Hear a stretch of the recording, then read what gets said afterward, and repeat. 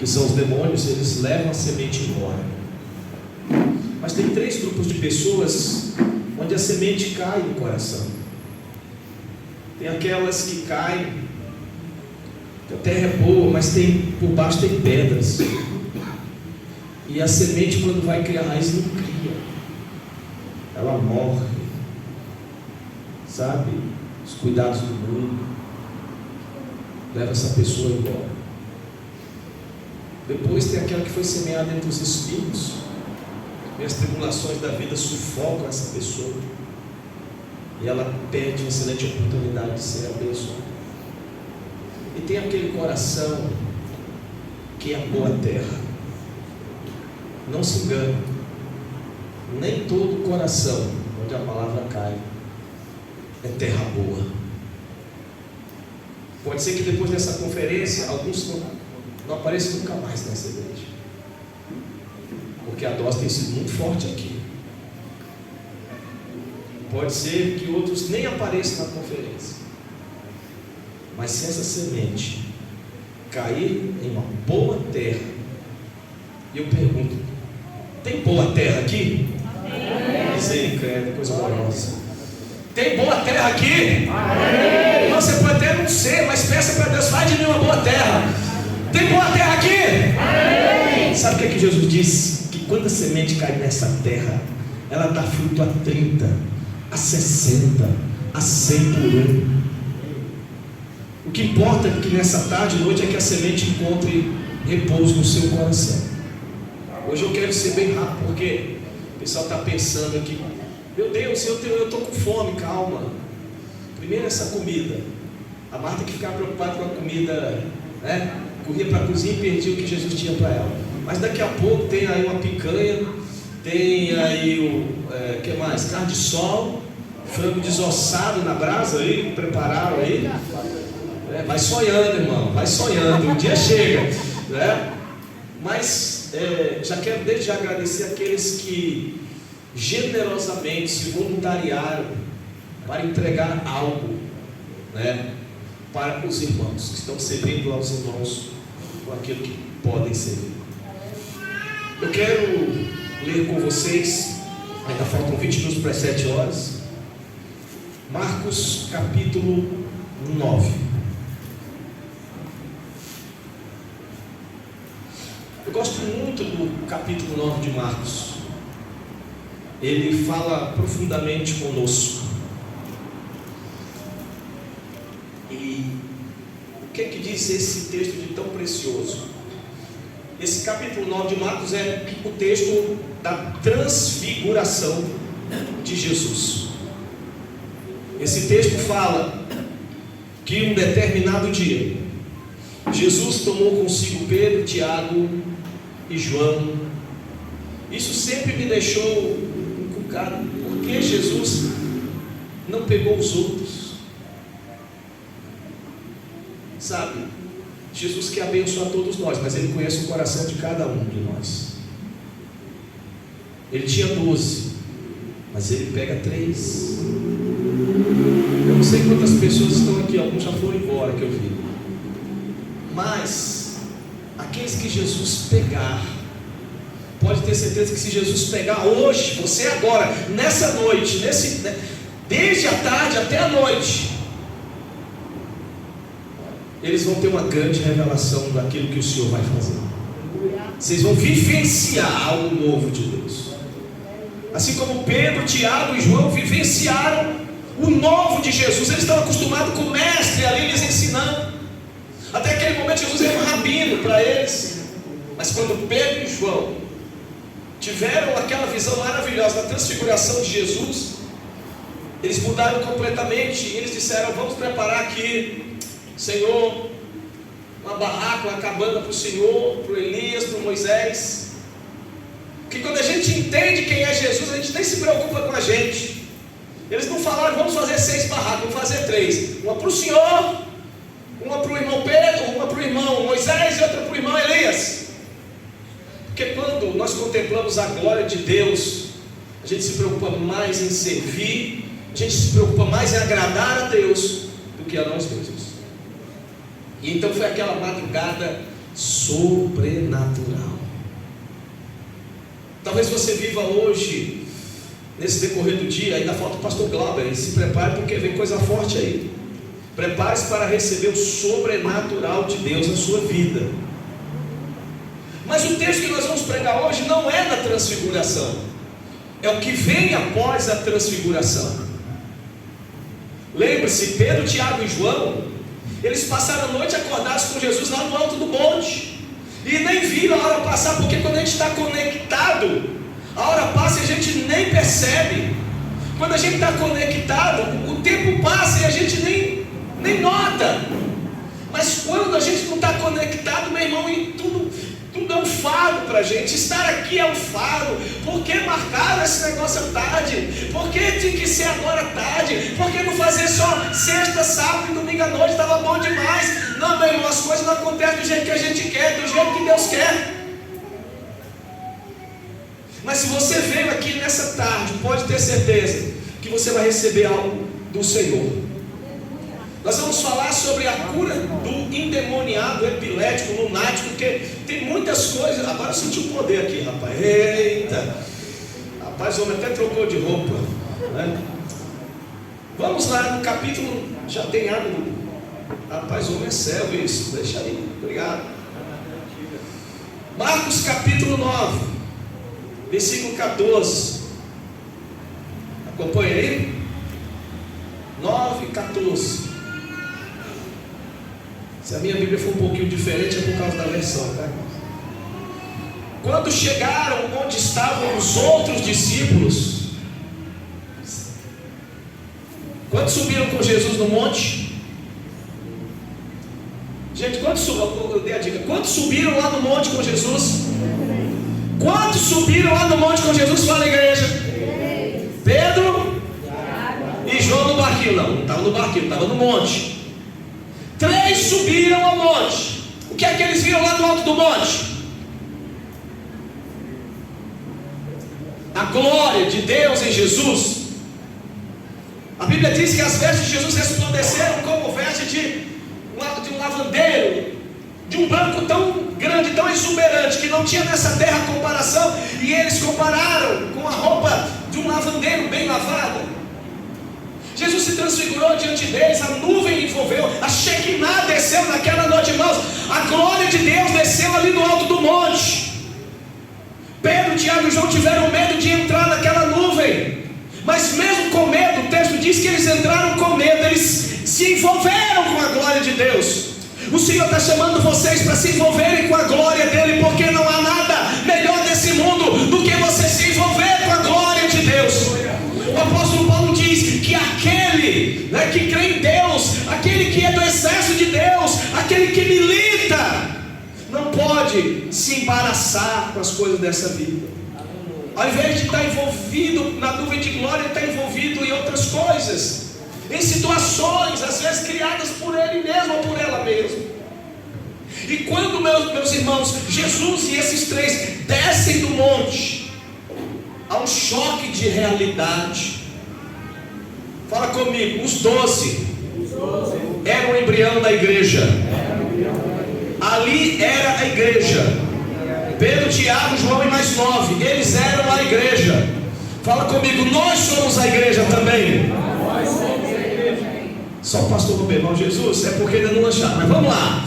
Nós somos a igreja. Nós somos a igreja. Quando estamos juntos, nós somos a igreja. Os 12 eram a igreja.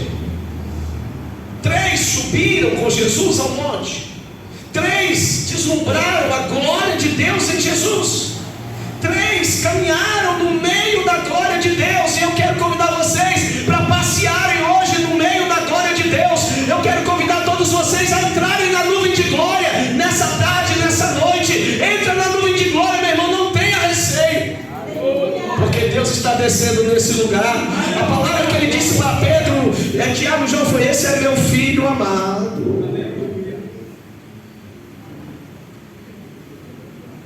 Agora, quando eles descem do monte, há um choque de realidade. Escute, você simbolicamente, nesses 3 dias você está no alto do monte, mas vai chegar a hora que você vai descer do monte, vai ter que encarar a realidade na segunda-feira. E pode ser que você se encontre com irmãozinhos que não estão no mesmo nível espiritual que você, porque 9 ficaram lá embaixo, 3 subiram no monte chamado Monte Tabor, e ali Jesus se transfigura diante dele. E agora eles descem para o nível da realidade, mas com o coração cheio da glória de Deus. Meu irmão, é diferente quando alguém está numa igreja e ele não tem medo, ele entra de cara, ele sabe, ele mergulha na unção de Deus. É diferente daquele que mergulha, daquele que vive apenas uma religiosidade, uma mera religiosidade, porque quem mergulha na glória de Deus, ele vê as coisas de um outro nível. Mas a pessoa que está vivendo apenas a religiosidade, vai acontecer na vida dela o que aconteceu com os 9. É o que nós vamos ver aqui agora, versículo 14.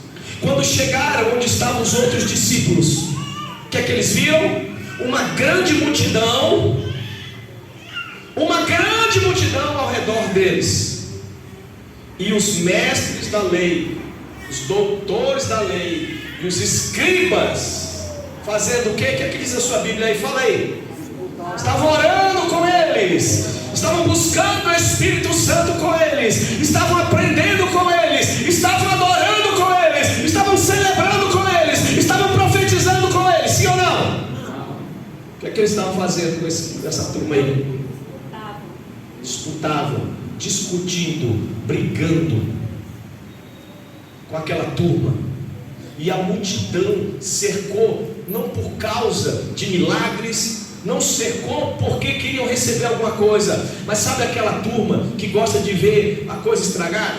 Eu morava numa casa que a frente dela era para uma rua e a janela do meu quarto dava para a avenida. 3 horas da manhã, a rua deserta, tempo frio. Quando faz frio lá, o capixaba se esconde. E eu estava dormindo, acordei com um barulho do poste que ficava na minha janela. Pam! Acordei assim, quando eu abri a janela e olhei, meu irmão, o carro. Tinham 5, 6 homens dentro daquele carro, todos embriagados. O carro bateu no poste. Meu irmão, não deu 3 minutos. Apareceu mulher de camisola, homem de samba canção. E em 5 minutos a avenida estava lotada de gente para ver o que aconteceu. Porque todo mundo gosta de ver tragédia, todo mundo gosta de confusão, e tem gente que fica torcendo para ter uma confusão. Mas escute, esses 9 também eram igreja. Fala comigo, os 9 eram igreja. Igreja tem gente que quer entrar na glória, e tem gente que não quer se envolver com nada. Toda a igreja tem gente que é cheia de Deus, cheia da glória de Deus, e tem gente que vive arrumando confusão. Tem gente que é uma bênção, que sobe no monte, que ora, não literalmente um monte, pode ser no monte da sua cama, no monte do seu quarto, mas não vai no monte do travesseiro e dorme não. Mas estar no monte significa estar em um outro nível, em um outro patamar. Alguém que está testemunhando e vendo Deus operando, eu pergunto, alguém está vendo Deus operando aqui? Porque tem uma galera em todo lugar, em toda igreja, que só vê coisa ruim, pastor Glauber. Mas isso não tem lá no Jesus da Ilha, só tem lá na casa do pai, lá em Vila Velha. Tem uma turma, meu irmão, que o céu desce. Eu tenho uma escola de profetas, sabe? É só gente do bem. Esse povo aí é o povo guerreiro. Termina a escola bíblica 10h30 da manhã. E eu digo, agora é a escola de profetas. Tem lá 25 pessoas. Meu irmão, esse povo fica até meio-dia, 1h da tarde. A gente fica ministrando, trazendo a palavra, e depois tem oração. Sabe, são pessoas que têm deslumbrado a glória de Deus, de gente que tem se aproximado mais de Deus. Mas tem gente que diz que é de Deus, que até operou milagre, porque todos os 12 já tinham sido enviados por Jesus para expulsar demônios, todos os 12 já tinham curado enfermos, debaixo da ordem de Jesus, todos os 12 já tinham visto as maravilhas de Deus através das mãos deles, por ordem de Jesus. E agora eles estão discutindo com os fariseus. Por quê? Pergunta por quê. Você vai imitar o pastor Roberval. Me pergunta por quê? Porque eles perderam o foco. Porque eles se distraíram. E o que tem de crente distraído na igreja pós-moderna, né? Nós estamos na pós-modernidade. A era moderna acabou já, nós estamos na pós-modernidade. A igreja do século XXI é uma igreja distraída. E nós procuramos saber, pastor Edson, procure saber quem são aqueles que estão dispostos a subir um monte com você. Eu estou falando de monte, porque aqui, monte aqui só lá em Mucuripe, né? Que é a duna, né? Aqui mais perto. Eu estou falando monte no sentido figurado. Que estão dispostos a pagar um preço. Você também, moço, está pagando um preço. Vocês não conhecem a história desses dois, não, meu irmão? Eles deixaram tudo para trás. Nunca reclame dos seus pastores, porque eles deixaram tudo para trás. Família, bons empregos. Pastor Edson é alpinista de prédio. Pinta aqueles prédios que ninguém quer pintar. Põe lá um colete, um negócio lá. O homem é uma aventura. Eu não tenho coragem nem de chegar perto. E o vento joga para lá, para cá, ali na Praia da Costa, quando sobra aquele vento. E fica de um lado para o outro, daquela cadeirinha lá que é. Pintando. É um trabalho perigoso. E poucos fazem o que ele faz. Pastora Rosa, enfermeira de mão cheia, tinha 2 empregos.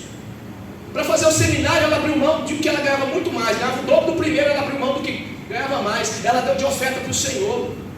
Para fazer o seminário. Terminou o seminário. Eu quero ser de Deus. Então, meu irmão, não se preocupe, sabe, com se eles têm alguma limitação. Eu também tenho mais do que eles. Pastor Abeval também tem números. Pastor Cláudio eu conheço pouco, mas ele tem uma falha muito grande. Ele calça 43. Difícil para achar sandália pressiona lá no mercado. Mas todos nós temos as nossas imperfeições. Mas nessa hora não são as imperfeições que devem valer. É se você está disposto a subir com Jesus ou ficar lá embaixo discutindo com o fariseu.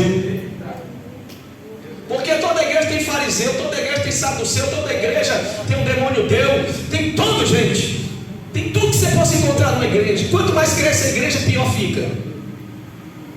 Mas quem vai dirigir o processo são aqueles que deixam Jesus entrar nas suas vidas e sobem no monte com Ele, experimentam da glória de Deus. Eu pergunto, tem alguém que quer experimentar da glória de Deus hoje? Porque se não quiser, o culto acabou para você, meu irmão. Olha o choque de realidade, os 3 ali, cheios do Espírito Santo, vão descendo. Eu vi a glória de Deus, mas não podiam falar, porque Jesus disse que eles não deviam falar. Imagina, pastor Glauco, você recebe a unção triplicada, quadruplicada, quintuplicada, centuplicada de Deus. Você vem cheio da unção, querendo despejar aquela unção, e Deus diz, não fala. Aí você fica, irmão, vai dar certo. E o outro irmão não entende, irmão, vai dar certo, eu tenho convicção disso. Como é que você tem convicção, pastor? Irmão, creia no seu pastor. Ele não pode falar. Porque tem coisas que a gente recebe de Deus que a gente tem que guardar para nós, para entregar no tempo certo. Imagina a cara dos 3 lá de Pedro, Tiago e João. Vem aquela balbúrdia, aquela confusão. Seus amigos, uns 9 colegas de igreja, discutindo, perdendo tempo com gente que só estava ali para perseguir Jesus, para dar trabalho para Jesus. Qual era a função dos escribas? Era contestar tudo que Jesus falava. E então esses 9 entram ali. Mas o problema maior não era essa briga. O problema maior, meu irmão, é quando a gente perde o foco. Quando eu e você perdemos o foco, pessoas que não têm nada a ver com a gente vão sofrer. Porque se você ler a história, tinha ali um pai desesperado, um homem que tinha uma certa fé. Provavelmente esse homem sabia que os discípulos realizaram milagres, porque os discípulos realizaram milagres em nome de Jesus. E esse homem leva o seu filho, que tinha ataque epilético, seu filho que caía, espumava, uma hora no fogo, outra hora na água. O menino que tinha um demônio na vida dele, que se manifestava de diversas formas. Alguns o chamavam de lunático, ó, o doido ali, esse menino é doido.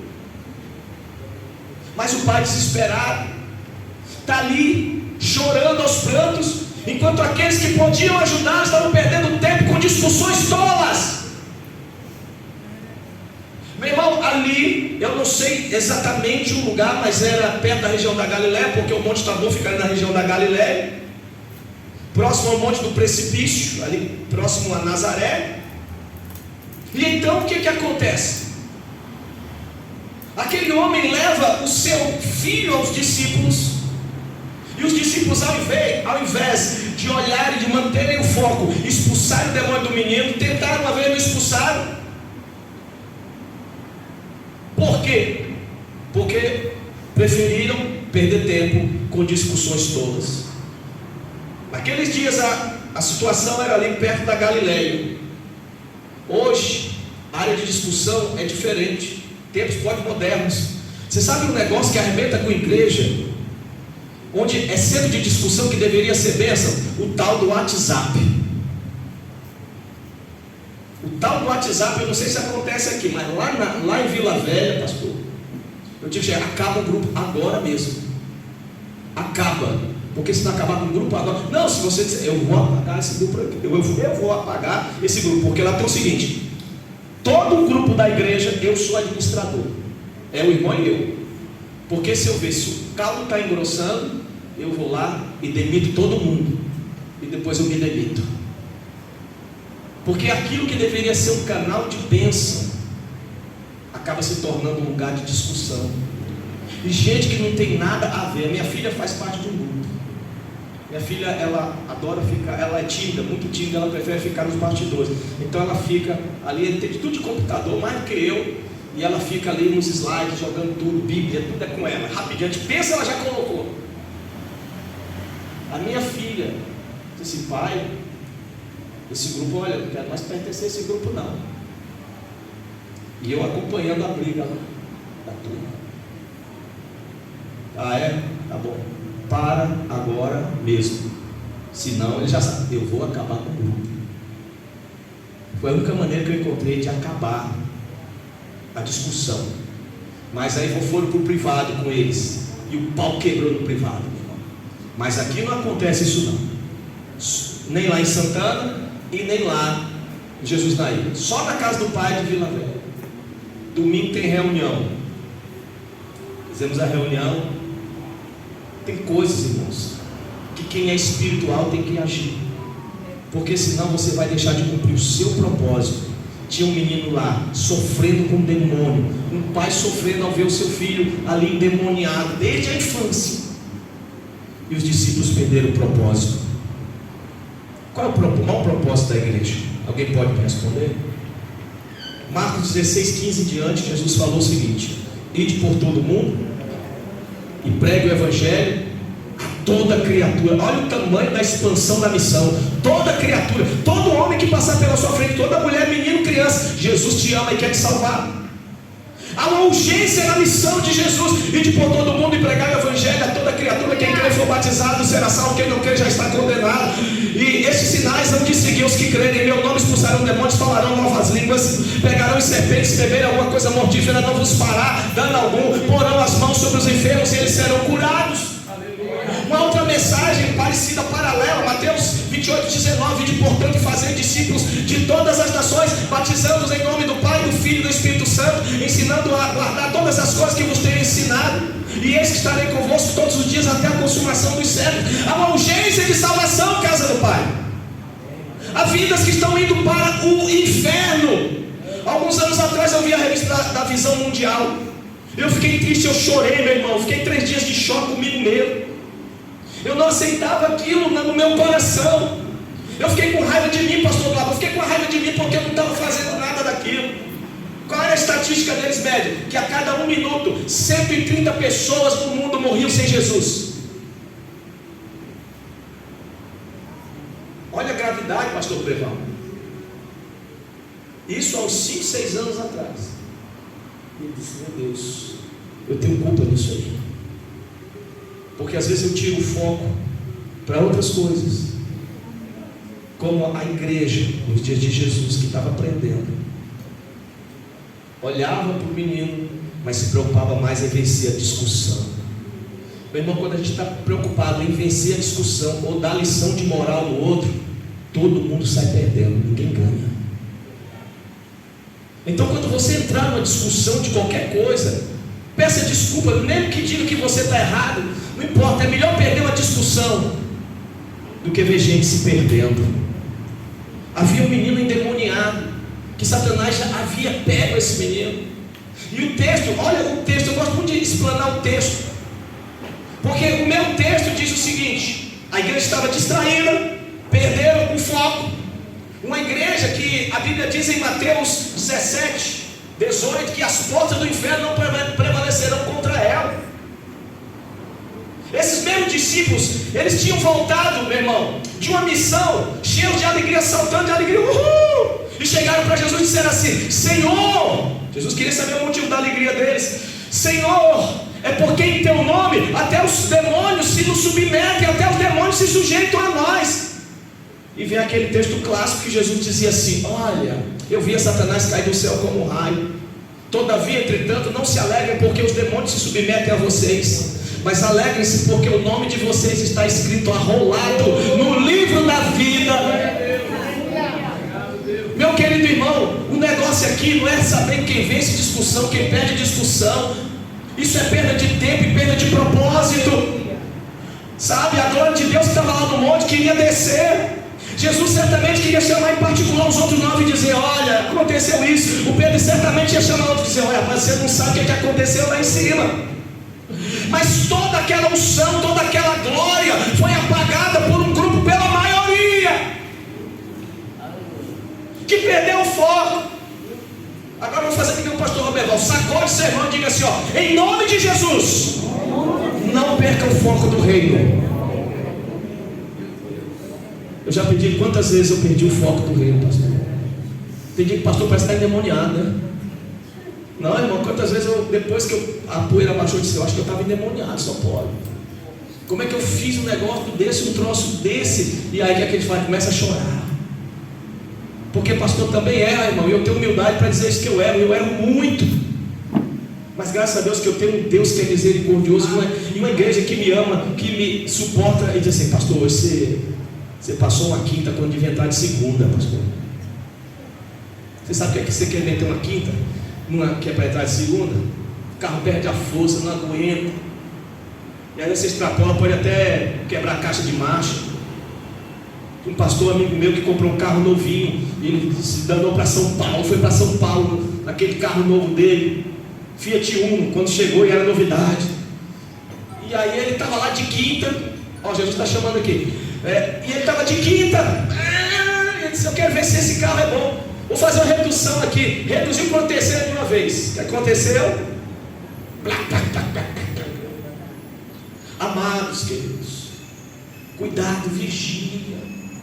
Não perca o propósito, porque a glória de Deus está descendo aqui sobre a casa do Pai em Fortaleza. Graças a Deus que Jesus chegou naquele lugar. Graças a Deus que Jesus está aqui nessa noite. Só 3, só Pedro, Tiago e João. Graças a Deus que Jesus chegou aqui nessa noite. A ficha está caindo, eu vou falar de novo. Graças a Deus que Jesus chegou aqui nesse lugar. Graças a Deus que Jesus chegou nesse lugar. Alguém percebeu que Jesus está chegando? Alguém percebeu que Jesus está chegando? Meu irmão, quando Jesus chega de verdade, olha, eu não preciso ser um bom pregador. Eu estou diante de 2 homens que pregam muito melhor que eu. Eu sou aprendiz deles 2. Mas quando Jesus chega, tudo muda, o ambiente muda. Olha, desde que o pastor Roberval, aqui é pastor Roberval, desde que o pastor Roberval começou a pregar, meu irmão, arrupiou até o cabelo do meu relógio. O relógio tem uma pecinha chamada cabelo, que é uma molinha fininha. Como Deus falou da boca desse homem, já está intimado para pregar lá na casa do Pai. O que eu acho lindo é que esse homem diz assim: Deus dá umas palavras para ele, e ele fala assim: o Elano, rapaz, Deus me deu uma palavra para a casa do Pai. Nem pregou na igreja dele assim: olha, Deus estava para falar aí da casa do Pai e eu tenho que falar. Eu disse: é para ontem. E ele vai lá e prega a mensagem que Deus mandou falar na igreja. Sabe o que é isso? Reino de Deus, irmão. Ninguém tem ciúme. Eu não tenho ciúme do pastor Roberval, não tenho ciúme do pastor Paulo. Nós somos parceiros de reino. Por favor, vou embora, mas eu quero pedir um favor a vocês. Pelo amor de Deus, não desça no nível dos religiosos. Não desça no nível dos fariseus. Não desça no nível dos escribas. Porque aquela unção que você teve para curar enfermos um dia, para libertar os oprimidos, para falar de Jesus, vai ficar no esquecimento. E você pode ter feito milagres como for, profetizado como for, mas todo mundo só vai lembrar da briga que você teve com os escribas. Meu irmão, seu nível é outro. Jesus disse que você e eu já estamos assentados nas regiões celestiais em Cristo Jesus.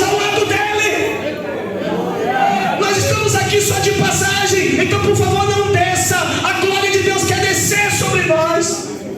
Quem estava aqui ontem recebeu a mensagem que a glória foi embora, mas depois ela veio. E ela entrou porque encontrou a porta aberta. Versículo 15. Logo que o povo viu Jesus, ficou muito surpreso e correu para saudá-lo. Meu irmão, Jesus não abriu nem a boca, ele só chegou. A confusão acabou. Quando o povo viu Jesus, esqueceram da briga e foram ao encontro de Jesus. Pastor Edson, pastora, vocês têm uma grande responsabilidade. Não apresente para Deus suas tristezas, suas dores, suas mágoas. Não apresente para Deus a sua dor, os seus problemas. Se você fala para o pastor, fala para o pastor Roberval, fala para o pastor Glauber, fala para a gente que está vivendo o mesmo nível espiritual que você, ministerial. Conta para a gente que a gente conta para Deus. Porque tem gente que não entende o que um pastor passa, o que uma pastora passa. A gente que está vivendo, sabe, um tempo de glória de Deus, a gente não pode descer. Por favor, apresente só Jesus aqui. Porque quando Jesus chega, todo mundo se cala. O fariseu se cala, o murmurador se cala, sabe, o escriba se cala, os briguentos se calam, e ainda corre para ver Jesus. Jesus soluciona toda e qualquer confusão. Sabe, as brigas só acontecem por falta de Jesus de ambos os lados. Porque se um tiver Jesus, a briga não acontece. Se um dos dois tiver Jesus, a briga não acontece. Mas por que os dois brigam? Porque os dois estão sem Jesus. A glória, ó.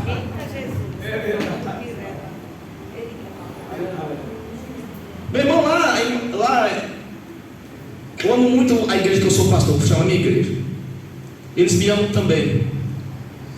Mas tem dia que a gente passa do limite, e tem dia que a gente deixa de fazer o que deveria ter feito como pastor. E a gente tem que apresentar Jesus. Sabe, eu estava lá logo no começo da obra, e o meu tio, que eu muito amava, era como um irmão mais velho para a gente. Era uma manhã de Santa Ceia. A igreja lá ainda era feia que dói. Agora está bonitinha, mas ela era feia. Tinha uma cortina vinha, uma coisa mais horrorosa do mundo. Aquela cortina de cetim, aquela que reluz, meu irmão, que combina nada com nada. É difícil arrumar alguma coisa para combinar. Eu estava me preparando quando a Dena me chamou no canto e falou assim: amor, eu tenho uma péssima notícia para te dar. Eu achei que era uma coisa de igreja. E ela falou assim: o seu tio, o neto, acabou de ser atropelado, está nas últimas. Tem jeito, né? Estava no momento do louvor, eu fui para trás da cortina, chorei tudo que eu tinha que chorar. Chorei, desesperado, que na criança eu me sentei no chão, num canto encostado na parede, e chorei, era meu irmão, eu chorei. E eu vi que o louvor estava terminando. Enxuguei os meus olhos e peguei o microfone com os olhos vermelhos. Eu não me lembro nem o que eu preguei, mas eu me lembro de uma coisa: a glória de Deus desceu naquela igreja. Porque se eu fosse chegar e falar assim, queridos, eu estou sem condições de pregar porque o meu tio morreu, até eles entenderiam. Mas o homem natural, ele faria isso. Mas o homem espiritual, ele se move pelo Espírito de Deus. Minha irmã morreu de Covid. Ela morava no Rio Grande do Norte. Morreu de Covid. Eu entrei numa crise. Eu vou revelar uma coisa aqui para vocês hoje, da pastora Rose.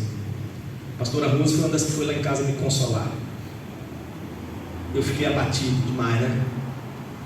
E eu fiquei no sofá. Eu fiquei uma semana chorando, mas eu não deixei de pregar nem um dia.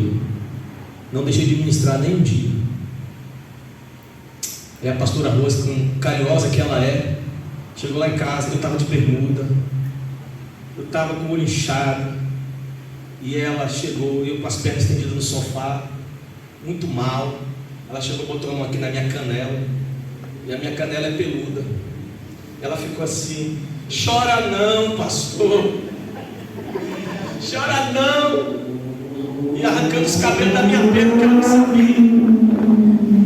E a dor, eu estava com uma dor tão grande na alma, que depois eu fui ver os cabelos que ela tinha arrancado da minha perna. Mas eu chorei, irmão. Mas não chorei por causa dos cabelos, porque eu estava com o coração amargurado. Às vezes a gente deixa que coisas penetrem na alma da gente e impeçam a gente de ser bênção. Mas quando Jesus chega, tudo muda. Primeiro, a confusão cessou porque as pessoas foram para Jesus. Quando a gente apresenta Jesus, as pessoas vão para Jesus dizer para você: Jesus está aqui nessa noite. Não olhe para mim, eu não sou melhor pregador do que ninguém. Pastor Leval não é melhor do que nós. Pastor Glauco não é melhor do que nós. Somos servos aqui. Eu sirvo a ele serve a ele serve a mim, eu sirvo ao outro. E nós servimos a vocês. Nós não estamos aqui disputando quem prega melhor. Nós estamos aqui entregando a unção de Deus para trazer a glória de Deus a esse lugar. Nós apresentamos Jesus. Meu irmão, pensa num cara mais complicado para apresentar Jesus do que um camarada chamado Filipe, que havia sido separado para o diaconato. O cara já era preconceito, já tinha preconceito, ele tinha traumas, porque ele não era judeu, nascido na Judéia, ele era helenista, era grego, falava grego, mal falava o hebraico direito, não falava nem o aramaico. Havia, dificuldades de comunicação. Mas quando veio a perseguição à igreja, quando veio o momento negro, o momento difícil, a escuridão, pastor Roberval, ele vai para um lugar que ninguém queria ir. Ele vai sair para onde? Para Samaria. E ali o preconceito era maior, porque ele não sabia falar a linguagem dos samaritanos. Ele era judeu e os samaritanos tinham raiva dele. Mas quando você lê a Bíblia em Atos capítulo 8 ali, você vê que ele apresentou-lhes Jesus. E a história de Filipe termina assim, dizendo que os demônios eram expulsos, os paralíticos andavam, os cegos enxergavam, e no final diz: e houve grande alegria naquela cidade. Meu irmão, a cidade talvez seja grande demais para nós, por enquanto. Quem crê diz amém. Talvez a cidade seja grande por enquanto, mas a Aerolândia não é tão grande. E eu tenho a certeza de que se você apresentar Jesus, se você chegar, pastor Edson, pastor Arroz, estou vendo ali a Mira, a Ruth, eu estou vendo aqui o Eduardo, olha só, está ali o pastor Jabas, está ali e só tem pastor aqui, rapaz, pastor Wilson, pastor Riberto, homens de Deus. Se vocês apresentarem Jesus, você pode ter certeza que a história vai mudar. A história vai mudar. Então Jesus chega e se preocupa com o ser humano. Ele faz o que os discípulos não fizeram. Versículo 16, perguntou Jesus: o que vocês estão discutindo? Um homem no meio da multidão respondeu: mestre, eu te trouxe o meu filho que está com o espírito que o impede de falar. Onde quer que o apanha, joga no chão, ele espuma pela boca, arranja os dentes e fica rígido. Pedi aos teus discípulos que expulsassem o espírito, mas eles não conseguiram. Jesus se interessa pelo problema das pessoas. Ninguém nunca vai entrar numa igreja onde ninguém se interessa por ela, que ninguém quer saber o que ela está passando, o que ela está sofrendo, se tem de mais, se tem de menos. Pelo menos um abraço é importante que você dê às pessoas. Aleluia. A Dena, ela tem uma unção tão especial, que ela já, através do abraço dela, um foi eu e ela junto, mas o outro foi ela. Um foi lá em Macapá, uma menina chegou na igreja, ninguém sabia, mas uma moça cheia de preconceitos, porque ela era albina e teve uma filha fora de tempo, e ela teve uma série de situações e ninguém conhecia. Mas quando ela entrou na igreja, a primeira coisa que a Dena fez foi abraçar aquela moça e chorar junto com ela, sem ela abrir a boca para falar nada. Hoje aquela moça, ela é diaconisa da igreja, é uma mulher de Deus, é avó já, mas foi salva. Lá na Ilha das Flores tinha uma mulher que ela ia se matar, e nós não sabíamos, e nós estávamos numa manhã com Deus, e ela chegou, irmão, de shortinho, aquele shortinho bem curtinho, uma blusinha aqui, mostrando a barriga, tudo. E ela deixou uma carta para o filho dela, escrita, e ela ia se matar. E ela chegou na porta da igreja e ficou olhando. Aí nós chamamos: vem. Mas ela olhou assim: vem. Uma parte da crentaiada que estava lá olhou assim, começou a torcer o nariz e começaram já a me criticar. Como o pastor deixou uma imunda dessa entrar aqui na igreja, uma impura. Eu disse: vem cá, irmã. Eu chamei ela de irmã pela fé. Hoje ela é irmã. Entrou. E quando ela entrou, a primeira coisa que eu e Dena fizemos, demos um abraço nela. Abraçamos ela. Beijei a cabeça dela. A Dena ficou lá beijando ela. E ela começou a chorar. Desabou. Voltou para casa, rasgou a carta. Hoje é uma mulher de Deus, abençoada. Esses dias ela foi lá na igreja, que ela é de outra igreja. Ela foi lá na igreja. Tomei um susto. Ela fala assim: pastor, eu preciso ir aí. Você precisa vir aqui? Eu preciso ir aí. Por quê? Porque as pessoas não sabem da minha história, né? E eu não estou mais aí com vocês. Mas ela saiu numa boa, tá? Ela foi transferida, né? Digamos assim. E quando ela chega, meu irmão, ela vem com um buquê desse tamanho de flores vermelhas para dentro. E vem com uma coisa que eu odeio, que é chocolate. Uma cesta desse tamanho de chocolate. E ela pediu: pastor, posso dar meu testemunho? Às vezes a gente perde tempo discutindo, e em toda discussão alguém sai ofendido, ou os dois saem ofendidos. E o que a gente vê aqui é Jesus preocupado com a vida dos outros. Se alguém vier discutir para você, a primeira pergunta que você tem que dizer: irmão, o que está acontecendo com você, que você está me tratando desse jeito? Será que é contra mim realmente que você está falando isso? Ou será que eu sou uma pessoa que você está querendo despejar a sua angústia, a sua dor? Às vezes falta na gente compreender o coração das pessoas, porque Jesus se interessou por eles. Mas o que vem a seguir é muito triste, porque Jesus ouve o homem e se dirige para os discípulos. Fala para o seu irmão assim: olha, de vez em quando Jesus puxava a orelha dos discípulos. Por que Jesus puxava a orelha dos discípulos? Para colocá-los no trilho. Porque aqueles discípulos, embora estivessem errando, perdessem o foco, eles iriam revolucionar esse mundo com a palavra de Deus, meu irmão. O que vem a seguir, olha o que Jesus diz para os discípulos, versículo 19. Versículo 19 diz: respondeu Jesus: ó geração incrédula, até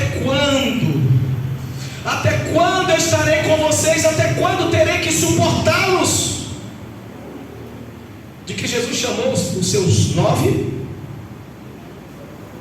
De que Jesus chamou os seus 9? De que Jesus chamou os seus 9, meu irmão? De geração? De geração? Mas esse não é o propósito de Deus para as nossas vidas. Ele falou porque naquele momento, por causa daquela discussão, aqueles 9 perderam o foco e agiram como geração incrédula. Tem profeta aqui? Amém. Tem um profeta. Como é o nome da sua ovelha aqui, dessa ovelha cheia do Espírito Santo? Mônica, minha querida, você tem a sua Bíblia aí na sua mão? Aleluia, glória a Deus. Abre na primeira epístola de Pedro, capítulo 2, versículo 9. E larga essa profecia na nossa cara, porque eu também quero receber. Aleluia. 1 de Pedro 2, 9. Meu irmão, fica de pé para ouvir a profeta, por favor. Porque às vezes eu e você, a gente se comporta como geração incrédula. E tudo que Satanás quer é que você seja a geração incrédula. Geração incrédula é a vontade de Satanás para a minha vida e para a sua vida. Quando a gente age fora do foco, meu irmão, a gente é geração incrédula. Mas vamos ouvir o que a irmã vai profetizar aqui da boca de Deus, porque essa palavra já está escrita, não é novidade. O que é que o Senhor está dizendo a nosso respeito? Mas vós sois a geração... Peraí, leva o microfone para ela aqui, por favor. Glória a Deus. Mas vós sois a geração eleita, o sacerdócio real, a nação santa, o povo adquirido, para que anuncieis as virtudes daquele que vos chamou das trevas para a sua maravilhosa luz. Irmão, vamos colocar os pingos nos is. Pega o irmãozinho assim, ó, põe ele no cangote aqui, né? Homem com homem, mulher com mulher, tá? A não ser que seja marido e esposa. Fala para ele quem ele é. Você. Eita, Jesus. Vamos lá, irmão. Quer que o irmão é sacerdócio real?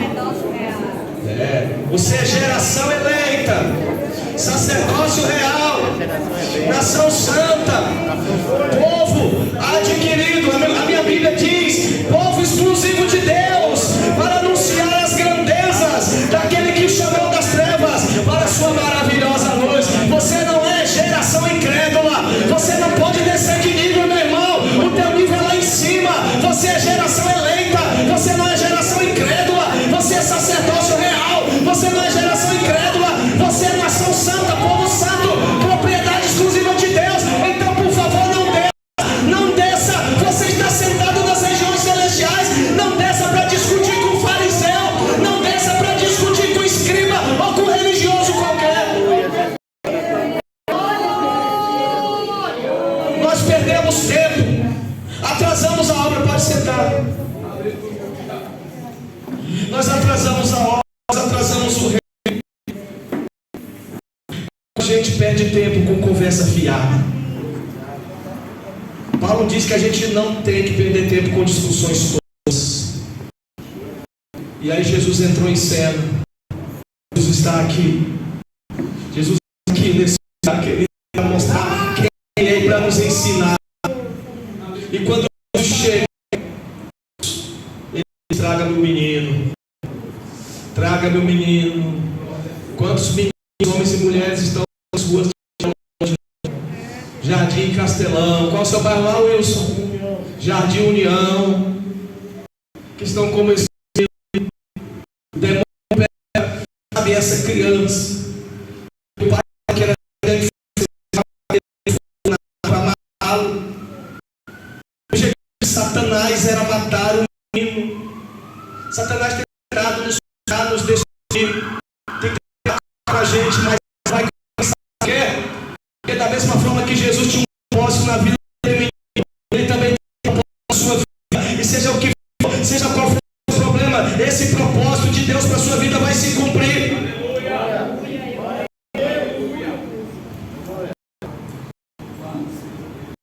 Você está aí interessado?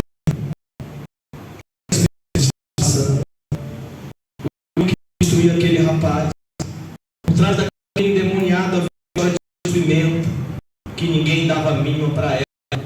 Os próprios discípulos viraram as costas ao sofrimento do menino. Casa do Pai de Fortaleza, Casa de Deus de Castelão, Igreja do Pastor Wilson El Shaddai. Vire as costas, irmãos. Que Satanás está dando, que Satanás está roubando a juventude. Gente, no bairro tem muitos meninos que tem uma história que Satanás arrebentou com eles. Uma menina me contou a história da vida dela. E ela chorou, pranto, falou para mim assim: pastor, às vezes você me vê triste, é complicado. Porque eu vi meu pai morrer. Como? Atiraram meu pai na hora que eu ia chegando. Atiraram na cabeça do meu pai. Eu agarrei meu pai nos meus braços. A cabeça dele foi crescendo, eu achei que ia explodir. E de repente a cabeça dele encolheu e o sangue se derramou por cima de mim. Há pessoas que têm uma história de dor, de angústia, de sofrimento. E nós estamos preocupados quem é que vai vencer a disputa.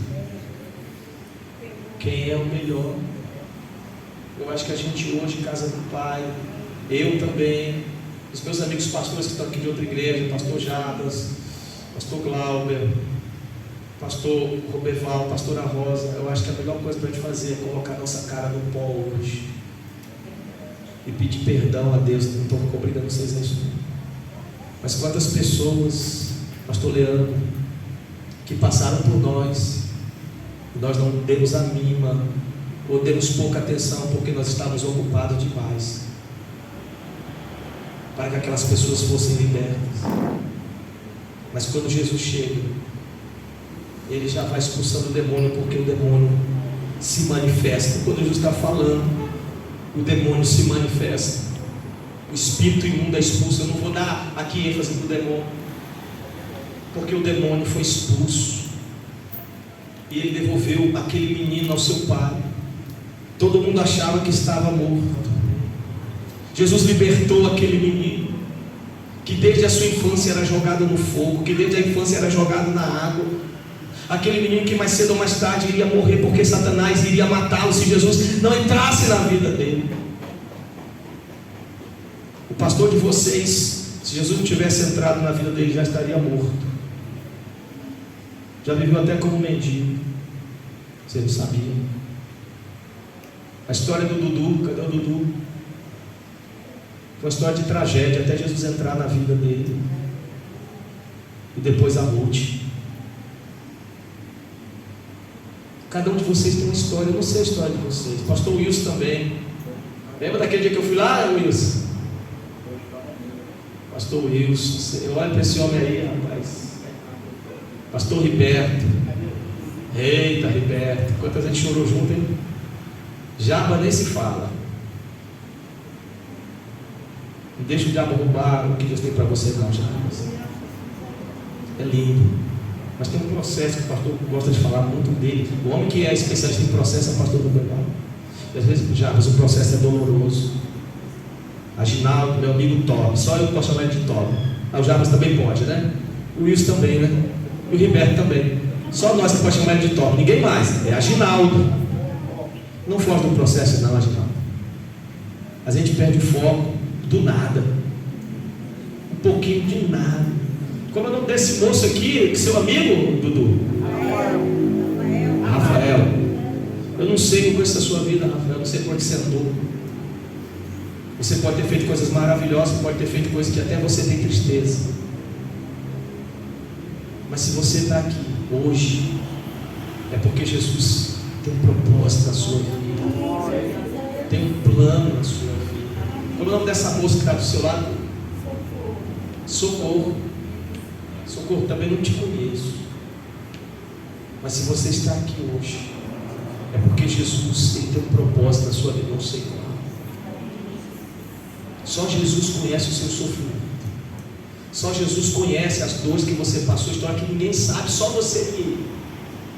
Só Jesus sabe o quanto o teu coração, sabe, ficou apertado pela amargura da alma, daqueles momentos difíceis que você viveu. Só Jesus sabe, e o Espírito Santo também está falando com você agora. Pessoas entraram na sua vida, saíram da sua vida, sabe, e não resolveram o seu problema. Mas no dia que Jesus chegar na sua vida de verdade, você vai ver o que é ser feliz. A felicidade vai chegar na sua vida. Os momentos difíceis vão continuar acontecendo porque a gente está nessa terra. Tem gente para ferir a gente, para machucar a gente. Mas entenda uma coisa: quando Jesus entrar na sua vida de uma vez, tudo vai mudar. Aquelas dores, aquelas amarguras, os dias que você viveu, não vão ser nada comparado à glória que o Senhor tem para você. Eu não sei porque Deus mandou falar essas coisas, mas eu vou voltar para a mensagem que eu tenho que terminar agora.